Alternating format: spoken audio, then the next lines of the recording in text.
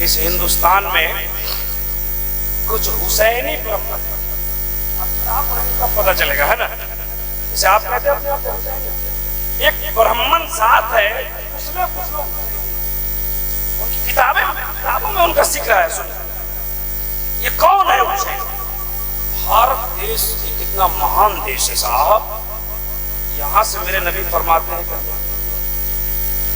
इस भारत देश में हमारे बाबा आदम जी, हम तो भारत के नहीं है लेकिन आप हैं। आप कितने खुशनसीब हैं। हजरत आदम अलैहिस्सलाम, जब अल्लाह ताला ने आदम अलैहिस्सलाम को जमीन को उतारा ना, तो ये भारत की धरती एक पहाड़ है, जो पहाड़ छत के अभी उस पहाड़ पे हजरत आदम अलैहिस्सलाम को जोर हुआ है। सुभान अल्लाह। हुसैन पाक, जल्दी सुना रहा हूं, लंबा वाकया नहीं सुनाऊंगा, मौका मिलेगा। हुसैन पाक जब करबला जा रहे हैं, देखिए भारत से उनकी लगाव देखिए। आप लोग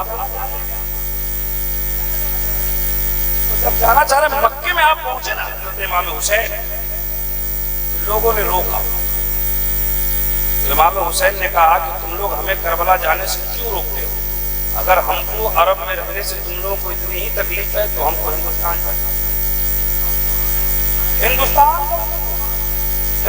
चले जाए, क्योंकि अपने नाना से हिंदुस्तान की मोहब्बत और अपने बाबा आदम की तारीख पढ़ाता। और एक और गहरी ताल्लुक इमाम हुसैन की शादी किससे थी पता है? ईरान देश का एक बादशाह था, पारसी का। उसकी दो बेटी थी, एक बेटी का नाम था मेहरबानो और एक का नाम था शहर। ये शहरबानो कौन है पता है? शहरबानो कौन है पता नहीं। हजरत इमाम हुसैन का नाम क्या है? और ये किसकी बेटी है? ईरान के बादशाह की तारीख पढ़िए। एक बेटी का नाम है मेहरबानो। लंबी गुफ्तगू नहीं करे हुसैन से, हुसैन को जो भारत से ताल्लुक है वो सुना रहा हूँ, फिर संस्कृत का मतलब सुनाऊंगा। देखिए भारत से कितनी ताल्लुक है।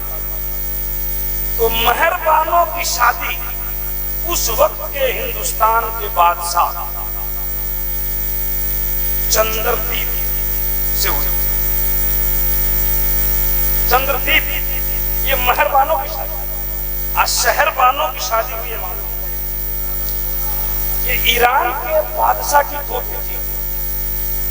तो मेहरबानो इमाम हुसैन की कौन हुई? छोटी बहन को साली कहते हैं, बहन को क्या कहते हैं? जेठ सर। हमारे यहाँ तो एक नहीं। इमाम हुसैन की मेहरबानो कौन हुई? शादी क्या हुई? कहाँ दिमाग है? और उस बादशाह का, उस वक्त के बादशाह का नाम था चंद्रदीप। चंद्रदीप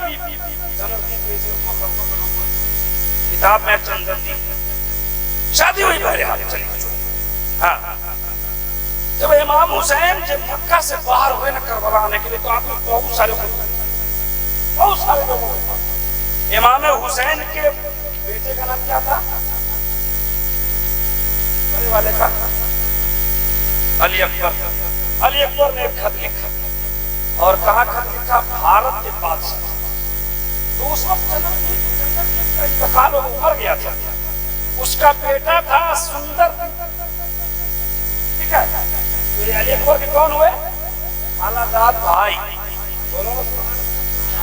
खालाजाद भाई को खत लिखा अली अकबर ने, कहा कि हम लोग इराक की तरफ जा रहे हैं, हो सकता है कहीं वापस न जाए।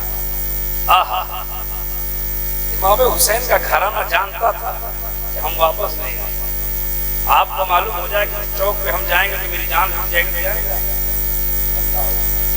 कहा कि लिहाजा मेरे भाई, अगर तुम लोग आ सकते हो तो आ सकते हो तो। खत लिखा, खत आ गया हिंदुस्तान। ये लोग करबला गए, लंबी तारीख है। तो जैसे ही खत मिला सुंदरदीप को ना, खालाजाद भाई हुए लोग आपस में, तो यहाँ से एक लश्कर तैयार किया करबला भेजने के लिए। इमाम हुसैन एक बादशाह एक लश्कर तैयार किया और उस लश्कर के सिपा सालार का नाम राहिब दत्त। ये दत्त जो है ना, ब्राह्मण में ये जो दत्त होंगे, वो ब्राह्मण में जो दत्त लिखते हैं ना, संजय दत्त कौन नहीं जाता? तो वो ब्राह्मण है वो जी, जो दत्त लिखते हैं ब्राह्मण लोग वो हुसैनी होते हैं। सुभान अल्लाह। अब हुसैनी कैसे हो गए? तो जब ये काफिला यहाँ से रवाना किया तो खुद गए नहीं सुंदर दीप, ये काफिला जब करबला पहुंचा तो इमाम हुसैन का इंतकाल हो गया, शहादत हो गई इमाम हुसैन। तो ये जो राहिब दत्त था ना, ये तलवार निकाला और अपना गर्दन अपने काटने के लिए, जिस काम के लिए हमें भेजा गया, तो हम तो इमाम हुसैन की मदद कर नहीं पाए, तो हम मोहब्बत देखिए इमाम हुसैन से। जैसे ही अपना सर अपने ही काटने के लिए तलवार रोको रोको रोको रोको रोको रोको मत काटो। का क्यों? का जिसने इमाम हुसैन का को कत्ल किया है ना, उसका इंतकाम लेने वाला अभी निकलने वाला है। उसका नाम था मुख्तार। दीन सब जान रहे, उसका नाम था मुख्तार। और जब उसको कैद से निकाला गया ना, तो उस मुख्तार के साथ हिंदुस्तानी लश्करों ने मिलकर इमाम हुसैन के कातिल थे। तो उस दिन जो इमाम हुसैन की जिसने मदद की ना, ये दत्त बिरादरी वाले, इसकी जो नस्ल चली, ये अपने आप को हुसैनी आप और इस भारत के लोग जो कलमा नहीं पढ़ते, नबी की दीन को नहीं, नबी के दीन पर नहीं चलते, लेकिन हुसैन पाक से मोहब्बत करके अपने आप को हुसैनी कहते आए, तो हम तो कलमा पढ़ने वाले हुसैनी हैं। वो अपने आप को हुसैनी कहके कामयाब होने का दावा करता है। हम हुसैन पाक की बातों पे चल के जन्नती हो सकते हैं। जरा जोर से बोलो सुभान अल्लाह, और जोर से और मचल के बोलिए। अभी हमने बड़ा संबल करो, बीच में इंशाअल्लाह कुछ बातें मैं बयान करूंगा इमाम हुसैन के ताल्लुक से। हमारी माँ बहनें भी की बात के जलसा जी, इनसे पूछिए कहा ये सब जन्नत ले आइए, कहा यहाँ कुछ भी थोड़ा रहा है मेला में, इनको समझाओ कि जन्नत यहाँ नहीं है जी। जलसों में जो जन्नत खोज रही है यहाँ नहीं है जन्नत। जन्नत इनके घर में है, इनके शौहर की खिदमत में। कह दो सुभान अल्लाह। मैं अपनी माँ बहनों से कहना चाहता हूँ कि जन्नत तुम्हारे घरों में है, जलसे में आएगी। एक टाइम की नमाज नहीं पढ़ती है, चुगली में राजधानी, शताब्दी फैली। आपके तत्वनिया में कोई घटना हो जाए, चाहते हैं पूरे गढ़वा में फैल जाए, तो माइक में ऐलान मत कीजिए, एक औरत के कान में कह दीजिए, उसको समझा दीजिए किसी से नहीं कहना, फला के घर में ऐसा ऐसा हो गया। वो दूसरे को बोले कि खाला फला के घर में ऐसे ऐसे हो गया, हम तुमको करे, तुम किसी को नहीं कहना। वो बोले कि फूफा दादी तुमको करे, तुम किसी को नहीं कहना, फला के घर में हो गया। कहा किसी को नहीं, 1 घंटे में पूरे गढ़वा जिला में हो गया जी। मैं कहना चाहता हूँ जलसे में आना बंद करो, अपने घरों में रहो, अपने शौहर की वफादार बन जा, चुगली छोड़ दे, अपने बच्चों को इस्लामी तरबियत दे दे, अपने बच्चों को सच्चा पक्का हुसैनी बना दो। कसम खुदा की, तेरा बेटा भी जन्नती हो जाएगा, तू भी जन्नती हो। लेकिन होगा तब ना हो, ये सब होगा तब ना, इसका तो इसकी तो बात ही अलग है। क्या कहे, देखिए इतनी भीड़ है, 4-5 के बीच में ये फुसुर फुसुर की बात नहीं छूटेगी। हिंदुस्तान में 2 औरतों का झगड़ा हुआ, झगड़ा देखे औरतों का झगड़ा, जब 2 औरतें लड़ जाए तो चुपचाप आप खड़े होकर देखिए, 1 मिनट में दूसरे 7 खानदान को खा जाएगी, बाप दादा सबको खा जाएगी जी। एक औरत को 2 औरत को मामूली बातों में झगड़ा हो गया, एक बोल रही थी बुध है, दूसरी बोले जुमरा। न वो बुध मानने को तैयार है, न वो बोले बुध है, बोले जुमरा है। झगड़ा हुआ, फैसला नहीं हो पा रहा, इतने में बूढ़ा आदमी बेचारे टोपी पहन के आ रहे थे, कहते चलो चाचा जी से फैसला करवाते हैं। कहा चाचा आज कौन दिन है? कहा तुम लोग खुद जुमरात के लिए जो लड़ रहे हो, हम ही पागल है कि जुम्मा पढ़ के आ रहे हैं। मामूली अल्लामा बुलबुल बंगाल मरहूम बेचारे इंतकाल कर गए। वो तकरीरों में कहा करते थे कि जब मशीन बिगड़ जाए तो बंद हो जाए और औरतें बिगड़ जाए तो स्टार्ट। समझ रहे? मैं अपनी माँ बहनों से कहना चाहता हूँ, जलसों में भीड़ लगाना बंद करो। तुम लोग अपने घरों में रहकर, पर्दे में रहकर अपने शौहर की खिदमत करो, अपने बच्चों को इस्लामी तरबियत दे दो। ये उलमा बैठे हैं, इनसे फतवा पूछिए जो आपको देख रहे हैं और आप जो इधर देख रहे हैं, इस पर भी पाबंदी हो। सुनिए सुनिए सुनिए, कितने लोगों को जरा हाथ उठाइए। 1 घंटा हो गया, खत्म करें? अच्छा, अच्छी बात। हाँ, और वो रहने दीजिए, हम नहीं हटा सकते, वो हटेगा ही नहीं। अच्छा, उनको हटाइएगा तो ट्रांसफर कहाँ कीजिएगा? सब वही हम ट्रांसफर करें। आप लोग जो है ना, हमको देखिए, इधर उधर मत देखिए, हमको सिर्फ देखिए। हिंदू धर्म में देवता है जिसका नाम है महादेव। क्या नाम है? एक देवी है जिसका नाम है पार्वती। आप संस्कृत सुनने के लिए मिजाज बना, इसलिए मैंने ये श्लोक पढ़ा। महादेव, एक पार्वती है जिसका नाम है, एक देवी है जिसका नाम है पार्वती। ये दोनों हिंदू धर्म के देवी देवता है। ये उनके धर्म के मैसेंजर है, उनके धर्म के संदेश लाने वाले, उनके धर्म की बातों को लोगों तक सुनाने वाले। ठीक है? ये दोनों, सुनिए गौर से, ये दोनों लंका में, अभी नहीं बोल रहे, पहाड़ जिस पे आदम अलैहिस्सलाम आए, वो छटा हुआ है श्रीलंका में। और उसी पहाड़ को आज हिंदू धर्म का बहुत बड़ा पवित्र स्थल माना जाता है। हालांकि वो मेरे लिए, तो आदम अलैहिस्सलाम का कदम पड़ा तो मेरे लिए मुतबर्रक है, लेकिन वो अपने कब्जे में लेकर वो कहते हैं कि हमारे शंकर जी यहाँ आए हुए, और उसी को कहता है जी, उसी को कहता है कि ये हमारे शंकर जी आए। और हमारी किताब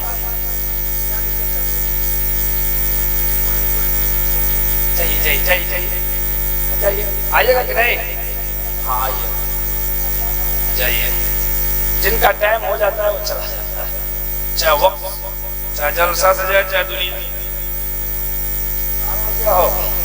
तो उस पहाड़ को वो अपने लिए मुतबर्रक बनाया, और उसी पहाड़ पे ये दोनों हिंदू धर्म के देवी देवता बैठे। बस 10-20 मिनट से बेसी गुफ्तगू नहीं होगी, सुनिए गौर से।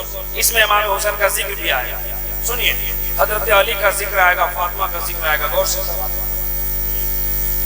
तो ये दोनों बैठे हुए, बातें हुई, लंबी गुफ्तगू तो हम करेंगे नहीं, बहुत बातें हुई, किताबों में आया, लेकिन असली गुफ्तगू कर रहा हूं। दोनों में बातें हुई। उस देवता ने कहा कि आने वाले, उस देवी ने कहा कि कलयुग, सतयुग, हठयुग। हिंदू धर्म में 3 युग होते हैं, सतयुग, कलयुग, हठयुग। ये जमाना जो अभी 2000 कितना चल रहा है, ये 2022, हमारे नेपाल का 2069 साल तक, हमारे यहाँ कितना चला है 2010। आज तक हम नहीं समझ पाएंगे 79 और 2022 में कितना फर्क है। हम आज तक नेपाल की हिस्ट्री नहीं समझ पाए, वहाँ 79 चल रहा है। तो 2022 जो है कहा जाता है भटयुग है, भटयुग। हमने पंडित जी से पूछा, पंडित जी भटयुग काहे को कहते हैं? तो बोले कि जिस जमाने में ज्यादा पाप होने लगे वो भटयुग है। आज जिस जमाने में पाप कम हो, पढ़े लिखे लोग कम हो, उसको सतयुग कहा जाता है। हमने अपने बड़े बड़े बूढ़े लोगों से सुना है कि पहले के जमाने में तालीम कम थी, लेकिन लोग वफादार थे, ईमानदार थे, वादा के पक्के थे, तो उस जमाने को सतयुग कहा जाता है। हिंदू धर्म में कहा गया, हाँ, तो उसने कहा कि सतयुग की कुछ बात बता। तो उसने कहा कि सतयुग में इस दुनिया में साल मिल तृप्ति संफल ग्राम की पवित्र धरती पर, मैं आपको बताया कि नबी कहाँ है, आदम अलैहिस्सलाम कहाँ है, श्रीलंका में सरदीप पर है ना। और वो कहते हैं कि जिस पहाड़ पे बैठे हो ना, यहाँ पर भी एक आदमी की आमद हुई है, लेकिन हम एक ऐसे आदमी की बात सुनाने जा रहे हैं जो तुम्हारा भी मिजाज हरा हो जाएगा। का कौन है वो? का सालमिल द्वीप की संबल ग्राम की पवित्र धरती पर बहुत बड़े महात्मा के प्रांगण में कल की अवतार अंतिम महर्षि, ईश्वर का कल्पना, संसार का दाता, सोशल रिफॉर्मर यानी हम गुलामों के आका सुभान अल्लाह का हम उसका आज जिक्र नहीं करेंगे जो इस पहाड़ पे आया है। हम उसकी बात नहीं करेंगे जो इस पहाड़ पे उतरा है। हम तो उसकी बात करेंगे जो अगर वो ना आते तो ये भी, इसलिए कि मेरे नबी फरमाते हैं मां काना नबी वादम बैन, मैं उस वक्त नबी था जब आदम अलैहिस्सलाम अबू बिल की मंजिल पे थे। क्या कहते हैं उनके धर्म के देवता? हम उसकी बात नहीं करेंगे जो इस पहाड़ पे आया है, हम उसकी बात करेंगे जो सालमिल द्वीप में आया। सालमिल द्वीप ये संस्कृत वर्ड है, इसकी अरबी है जजीरतुल अरब। जजीरतुल अरब, सालमिल द्वीप की अरबी होती है जजीरतुल अरब। और ये जो मक्का है ना, मक्का पूरी दुनिया की बीच क्या है? आप किधर नमाज पढ़ते हैं? आज जो मक्का से पूरब होगा पश्चिम होगा वो किधर नमाज पढ़ेगा? आज जो उत्तर होगा, यहाँ का कोई जाहिल आदमी चला जाए देखिए दक्षिण की तरफ, उसका दिमाग खराब होगा। हम लोग इधर पढ़ते हैं लेकिन मसला नहीं पढ़ेंगे। सुनिए, तो सबके बीच है मक्का और उसको संस्कृत में कहते हैं सालमिल द्वीप का एक आदम जो पैदा हुआ और एक मोहम्मद है जो पूरी दुनिया के बीच में पैदा हो। आके वो सालमिल द्वीप में आएगा, संबल ग्राम की पवित्र धरती पर मक्के की पाक जमीन पे आएगा। सुभान। संबल ग्राम कहते हैं शांति वाले गांव। संबल का माना शांति वाला, ग्राम का माना गांव का। जजीरतुल अरब में शांति वाले गांव में आए। हम आपको पूछें कि नबी कहां पैदा हुए? क्या बोलिए? मक्का शरीफ में। और हिंदू धर्म की किताब कहती है संबल ग्राम में। हमने नकीब आजम से पूछा, हजरत ये बोल रहे हैं मक्का और हम बोल रहे हैं संबल ग्राम, ये दोनों में से कौन है पक्का? कहा कि मक्का है पक्का। हमने कहा कीजिए पक्का। तो इन्होंने कुरान पाक पढ़ा का वत्तीने वज़ैतूने वतूरी सीनीन वहाज़ल बलदिल अमीन। हमने कहा क्या मतलब? उन्होंने कहा इब्राहिम रज़ा, जिसको तुम संबल ग्राम कहते हो, जिसको तत्वनिया के इलाके के लोग मक्का कहते हैं, मेरा कुरान उसी को बलदिल अमीन कहता है। हमने कहा हजरत बलदिल अमीन का मतलब बताइए। तो इन्होंने कहा अमन वाला शहर, शांति वाला शहर। उनकी किताब कहती है शांति वाला गांव, आपकी किताब कहती है शांति वाला शहर। अब जरा गौर कीजिए मक्का कहाँ है? अच्छा चलिए एक स्टेज तो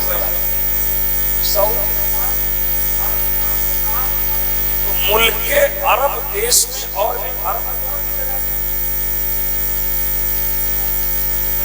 हाँ सुनिए, सऊदी में मक्का भी है, मदीना भी है, तबुक भी है, रियाज भी है, दमाम भी है। ये सब सऊदी में कहा है। अल्लाह ने मक्का ही को मदीना को भी बना देता, लेकिन मक्का ही को बलदिल अमीन क्यों? अभी आपने तकरीर सुनी एक आध महीने पहले अपने इमाम साहब से कि हजरत इब्राहिम अलैहिस्सलाम अपने बेटे इस्माइल और अपनी बीवी को एक चटियल में, सुना है ना? तफसीली गुफ्तगू नहीं करूंगा, सुनिए। जब इब्राहिम अलैहिस्सलाम अपने बेटे इस्माइल और अपनी बीवी को छोड़कर वापस हुए तो बेटे की हमदर्दी सताने लगी। आपने दुआ फरमाई, अल्लाहुम्मा रब्बी जान हाज़ल बलद आमना, अल्लाहुम्मा रब्बी जान हाज़ल बलद आमना। गौर से ए अल्लाह हाजिर